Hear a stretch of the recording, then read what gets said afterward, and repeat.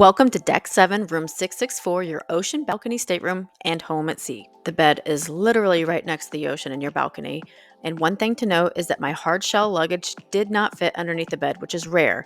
My husband, so that was soft, did. The space feels open and fresh with plenty of storage tucked away so you can actually unpack and stay comfortable. I love that it had lamps on each side of the bed with extra plug-ins, perfect if you're like me and sleep with a fan.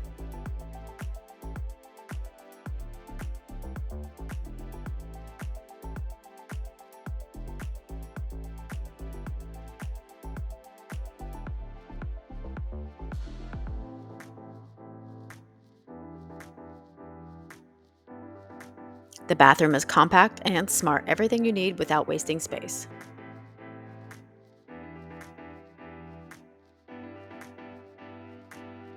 And the reason you booked this room, your own private balcony, your front row to sunrise coffees, island sail-ins, and champagne under the stars. I loved our room so much. It's a great size for 2 people, but it's gonna feel too packed with 3 or more people. And that's it for room 7664. Subscribe to see all my other Wonder of the Seas videos. They will definitely help you plan your own amazing trip.